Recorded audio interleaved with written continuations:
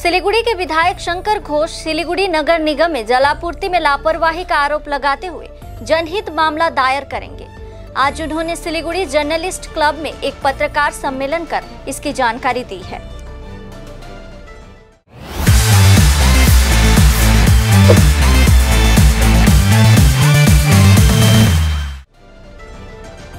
विधायक शंकर घोष ने आरोप लगाया कि सिलीगुड़ी नगर निगम लगभग 20 दिनों से शहर वासियों को प्रदूषित पानी की आपूर्ति कर रहा है। इससे यह सवाल उठता है कि राज्य में सभी जगहों पर पानी की आपूर्ति कितनी शुद्ध है। उन्होंने यह भी सवाल किया कि क्या पानी की जांच की जाती है। शंकर घोष ने कहा कि राज्य के लोक स्वास्थ्य एवं तकनीकी विभाग को इस बारे में सूचित किया जाएगा। विधायक हिसाবে আমি প্রথমেই বলবো যে শিলিগুড়ি শহরে মানুষের স্বাস্থ্য নিয়ে আর স্বাস্থ্যের মতন সংবেদনশীল বিষয় নিয়ে যে ছেলে খেলা শিলিগুড়ি মিউনিসিপাল কর্পোরেশন করেছেন, কোর্ট খোলবার সাথে সাথেই এই বিষয় নিয়ে আমার পক্ষ থেকে জনস্বার্থ মামলা দায়ের করা হয় এবং জনস্বার্থ মামলায় এটা অবশ্যই আমরা আশা রাখব যে বিচার ব্যবস্থার মধ্যে দিয়ে এই পুরো যে ছেলে খেলা হলো গত 20 দিন ধরে সেই ছেলে খেলা নিয়ে কারা দায়ী, কাদের দায়িত্বে এই ছেলে খেলা হয়েছে এবং স্বাস্থ্যের মতন একটি সংবেদনশীল বিষয় নিয়ে বা মানুষের জীবন নিয়ে যারা ছেলে খেলা করেছেন তাদের কি হওয়া উচিত, এই সমস্ত প্রসঙ্গগুলি এই জনস্বার্থ মামলায় আমরা উত্তর খোঁজার চেষ্টা করব। এবং তার পাশাপাশি আমরা সারা পশ্চিমবঙ্গে ফুলবাড়ি ওয়াটার ট্রিটমেন্ট প্ল্যান্টে যে ঘটনা আমরা দেখলাম, যে বিগত 20 দিন ধরে মেয়র সাহেবের সাংবাদিক সম্মেলনের মুহূর্ত পর্যন্ত যে জল সরবরাহ করা হয়েছে সেই জল প্রতিদিনকার যে মনিটরিং সিস্টেম, সেই মনিটরিং সিস্টেমকে উপেক্ষা করে দূষিত জল, কেউ কেউ বলছেন এটা বিষ জল পান করানো হয়েছে। আমাদের আশঙ্কা সারা পশ্চিমবঙ্গে যত ওয়াটার ট্রিটমেন্ট প্ল্যান্ট রয়েছে সেই সমস্ত ট্রিটমেন্ট প্ল্যান্টেও কি এই ধরনের কোনো মনিটরিং ছাড়া শহরবাসীকে পানীয় জলের নাম করে বিষ জল পান করানো হচ্ছে কি হচ্ছে না, এই ব্যাপারে খতিয়ে দেখবার জন্য রাজ্যের সরকারের জল সরবরাহ দপ্তরের কাছে আমি অন্তত ব্যক্তিগতভাবে আবেদন জানাবো মাননীয় মুখ্যমন্ত্রী এবং কারিগরি দপ্তরের মন্ত্রী, তাদের কাছেও এই বিষয়ে চিঠি দিয়ে বিএইচির কাছে চিঠি দিয়ে এই ব্যাপারে অবশ্যই আমরা জানতে চাই। আমি শুনেছি যে মাননীয় মেয়র সাহেব বলেছেন যে 2-3 দিন 2রা জুনের মধ্যে, যদি আমার কোথাও ভুল হয় কারেক্ট করে দেবেন, এই সময়ের মধ্যে এই জল সরবরাহ বিষয়টি স্বাভাবিক হবে শহরের। যদি স্বাভাবিক না হয় তাহলে আমি আমার 5 জন জনপ্রতিনিধিদেরকে নিয়েই আমি ধর্নায় বসবো শিলিগুড়ি মিউনিসিপাল কর্পোরেশনের সামনে। এবং এটা বলে রাখি, যদিও 4 তারিখ গুরুত্বপূর্ণ লোকসভা নির্বাচন ফলাফল রয়েছে, গণনা রয়েছে, তার মাঝখানে দাঁড়িয়েও যেহেতু জল সরবরাহের জলের মতন একটি জীবনদায়ী ব্যবস্থা, সেটা নিয়ে যে ঘটনা ঘটেছে সেটা নজিরবিহীন। আমি এর আগে বলেছি যে আমাদের মেয়র সাহেব হয় অদক্ষ অথবা তিনি তাকে তার দল মেয়র হিসাবে আর মানতে চাচ্ছেন। মেয়র পরিষদ এবং আধিকারিকরা এর আগেও মেয়র সাহেব অনেকবার আক্ষেপ করেছেন যে ইঞ্জিনিয়াররা কথা শোনেন না, আধিকারিকরা কথা শোনেন না। তার প্রমাণ একটার পর একটা ঘটনা মেয়র সাহেব দিয়েছেন। আজকে একটি বিষয় বলবো না, কিন্তু আমি শুধু আপনাদেরকে ছুঁয়ে রাখি যে এসএফ রোডের গাছ কাটা আপনারা দেখেছেন, আন্দোলন করার পরে তা বন্ধ করে দেওয়া হয়েছে। কেন এটা কাটা হলো, কেন বন্ধ করে দেওয়া হলো, মেয়র সাহেবের কাছে উত্তর পাবেন না। আর রামকৃষ্ণ মিশন জমি দখল, তার হোল্ডিং মিউটেশন দেওয়া হয়েছে। আমি এই প্রসঙ্গে পরে আসবো, আজকে এই প্রেসে বলবো না। এখানেও মেয়র সাহেবের ব্যর্থতা ফুটে উঠেছে। এবং সর্বোপরি জল নিয়ে যে নাকানি চোবানি শহরবাসীকে খেতে হলো তার জন্য দায়ী হচ্ছে শিলিগুড়ি মিউনিসিপাল কর্পোরেশন।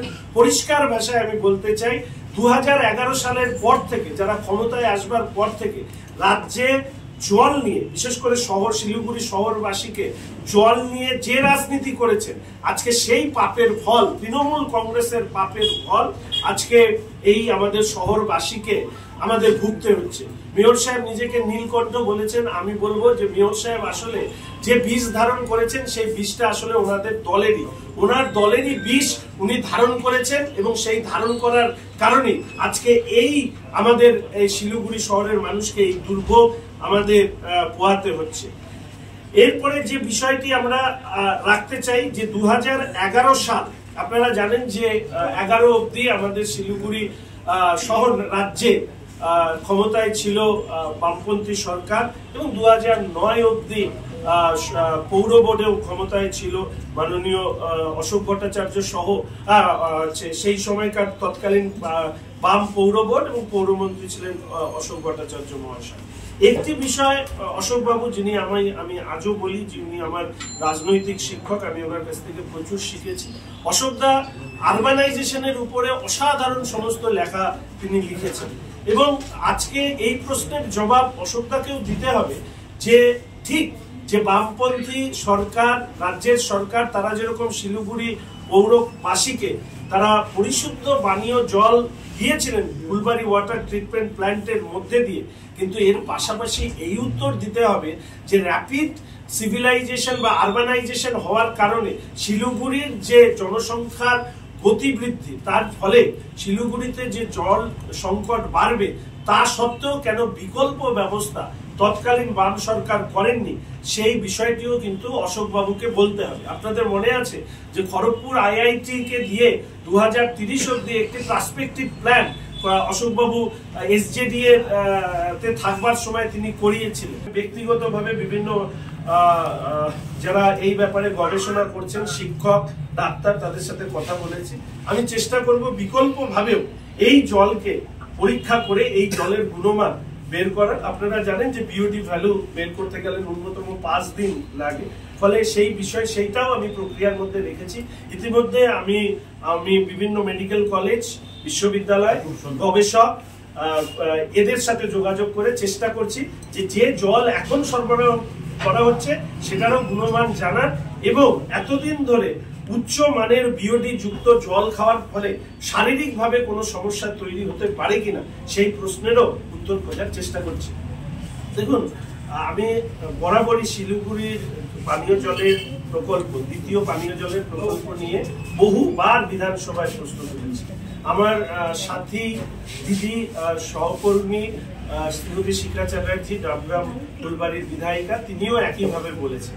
ফলে এই বিষয়গুলো আমাদের প্রতিনিয়ত বিধানসভার অভ্যন্তরে আমরা তুলি। এইবারের এই ঘটনা তুলে ধরে জনস্বার্থ দপ্তরের মন্ত্রীর কাছে জানতে চাইব যে কতখানি অদক্ষ এবং অপরিণামদর্শিতার কারণে মানুষকে যে দুর্ভোগ পোহাতে হয়েছে শিলিগুড়িতে, সেই একই দুর্ভোগ কি সারা রাজ্যে মানুষ পোহাচ্ছেন কিনা সেটা খতিয়ে দেখার দায়িত্ব আপনি নেবেন কি নেবেন। যে অশোক বাবু যখন পৌরসভার মেয়র ছিলেন, আমি মেয়র পরিষদ ছিলাম, আমি আজও দ্ব্যর্থহীন ভাষায় বলি সেই সময় অশোক বাবুকে এই জল নিয়ে যে ভাবে অপদস্থ করা হয়েছে, পৌর বোর্ডের মিটিং এর মধ্যে ব্যাগ ছোড়ার মতন ঘটনা, পৌরসভার গেটের সামনে জল ছুঁড়ে মারা থেকে গাড়ি আটকানোর মতন ঘটনা, এই ঘটনা আমি নিজে সাক্ষী ছিলাম। আমি নিজে জানি যে অশোক বাবু যখন জলের জন্য দরবার করতে গিয়েছিলেন মাননীয় সুব্রত মুখোপাধ্যায়, আমাদের প্রয়াত মন্ত্রী মহাশয়ের কাছে, তাকে দরজার বাইরে বসিয়ে রাখা হয়েছিল। এই সব ঘটনা জানা সত্ত্বেও আমি আশা করি অশোকবাবু নিশ্চিতভাবে এই ব্যাপারে আলোকপাত করবেন। কিন্তু তৃণমূল কংগ্রেসে অন্তত জল নিয়ে কাউকে দোষী করার বা দোষারোপ করার জায়গায় নেই। প্রথমত 2011 সালের নির্বাচনের সময় তাদের অন্যতম প্রতিশ্রুতি ছিল যে গজলডোবা থেকে পরিশুদ্ধ পানীয় জল 400 কোটি টাকার উপরে খরচা করে দ্বিতীয় জলের প্রকল্প শিলিগুড়িবাসীকে উপহার দেবে। আজকে 2024 সাল অবধি হয়ে যাওয়া সত্ত্বেও তারা কিন্তু সেটা উপহার দিতে পারেনি। ফলে প্রশ্ন উঠছে যে আপনি কাকে দোষারোপ করছেন। আর দোষারোপ আজকে গৌতম বাবুর তো এটা নিজ গলায় তার ত্রুটি স্বীকার করা উচিত যে 20 দিন ধরে তাহলে জল মনিটর না করে প্রতিদিন এই জল পান করানো হয়েছে, এবং পান করানোর পরেও তিনি তাদের ব্যর্থতা স্বীকার না করে অন্যদের দিকে দোষারোপ করছেন। বরঞ্চ ওনার উচিত ছিল যে উনি যে ভাষাটা ব্যবহার করেছেন তারতম্য, BOD-র তারতম্য, BOD কতটা বেড়েছে, কবে থেকে বেড়েছে, কেন প্রতিদিনকার বিওডি চেক করা হয়নি, কাদের এটা দায়িত্ব ছিল, কতজনকে তিনি দায়িত্ব নিয়ে এই ব্যাপারে শোকজ করেছেন, আমরা তার কোনো কিছু আমরা দেখিনি। আমি তাই জন্যই জনস্বার্থ মামলা করবার সিদ্ধান্ত গ্রহণ করেছি। শুধু শিলিগুড়ি শহরবাসীর জন্য নয়, পশ্চিমবঙ্গের মানুষের জন্য এটা প্রয়োজন। কারণ শিলিগুড়ি একটা এক্সাম্পল সেট করেছে যে কিভাবে এই রাজ্যের প্রশাসন এবং অপদার্থ এই পৌর বোর্ড তারা হচ্ছে কিভাবে ভেঙে পড়েছে। দূষিত জল, কেউ কেউ বলছেন বিষযুক্ত পানীয় জলকে ঘরে সরবরাহ করেছেন 20 দিন ধরে। মানে কুম্ভকর্ণের থেকেও বড় ঘুমিয়ে থাকা এই পৌর কর্পোরেশন কোনো কাজ করে না। একদিন থাকা মানে আমাদের শহরের সর্বনাশ। ফলে এই বিষয়টি আপনাদের সাথে রাখার সাথে সাথে শেষ যে বিষয়টি আমি আপনাদের সামনে উল্লেখ করব, যে পাউচ সরবরাহ করা হচ্ছে, শোনা যাচ্ছে সেই পাউচের যেদিন ম্যানুফ্যাকচারিং ডেট, এক্সপায়ারি ডেট এগুলো লেখা নেই। এমনকি সেই অভিযোগ উঠছে যে এই পাউচগুলি যে ঠেলা দিয়ে যেগুলো নিয়ে যাওয়া হয়েছে সেগুলো অপরিচ্ছন্ন, এবং এই পাউচে যে জল ব্যবহার করা হচ্ছে সেই জলকেও সঠিকভাবে তার যে গুণাগুণ পান করবার ক্ষেত্রে সেগুলোকে সঠিকভাবে করা হচ্ছে কিনা আমরা বলতে পারবো না। তবে এই অভিযোগ উঠছে, এই অভিযোগ খতিয়ে দেখা দরকার। আশা করি জনস্বার্থ মামলার পরে নিশ্চিতভাবে এই বিষয়গুলো সামনে আসবে, এবং তার পাশাপাশি ভারতীয় জনতা পার্টি আমরা এটা মনে করি যে আমাদের যেরকম রাজনৈতিক আন্দোলন থাকবে তার পাশাপাশি সহযোগিতার যদি কোনো প্রয়োজন পৌর বোর্ডের হয় আমরা অবশ্যই করব। আমি অন্তত ব্যক্তিগতভাবে চেয়েছিলাম যে মাননীয় মেয়র সাহেব বিশেষজ্ঞদেরকে ডেকে নিয়ে এসে এই যে জল এতদিন ধরে সরবরাহ হয়েছে, শারীরিকভাবে স্বাস্থ্যগতভাবে তার কোনো হানি হয়েছে কিনা মানুষের, শহরবাসী সেটাকে দেখার বিষয় এই জলকেও পিউরিফাইড হয়ে অর্থাৎ বিওডি কে কমিয়ে সেই জলকে কোনোভাবে খাওয়ানোর বন্দোবস্ত করা যেত কিনা। যেরকম ভাবে আমরা কুয়োতে ফিটকিরি ইত্যাদি দিয়ে জলকে পরিশোধন করি সেই ব্যবস্থা নেওয়া সম্ভব হতো কিনা, এবং যে সমস্ত কুয়ো এখনো ছিল সেই কুয়োগুলোকে ব্যবহার করা যেত কিনা সেগুলো দেখার পাশাপাশি যেভাবে জলের হাহাকারের কারণে কালোবাজারি হচ্ছে সেই কালোবাজারি বন্ধ করবার জন্য মেয়র সাহেব সদর্থক ভূমিকা নেবেন এটা আশা করেছিলাম। কিন্তু আবার বলছি যে মেয়র সাহেব দুর্ভাগ্য, আমি জানি না উনি দীর্ঘদিন মন্ত্রী ছিলেন, 10 বছরের দীর্ঘ তার অভিজ্ঞতা, কিন্তু শহর পরিচালনা করতে মেয়র সাহেব সম্পূর্ণরূপে ব্যর্থ বলে আমি মনে করি।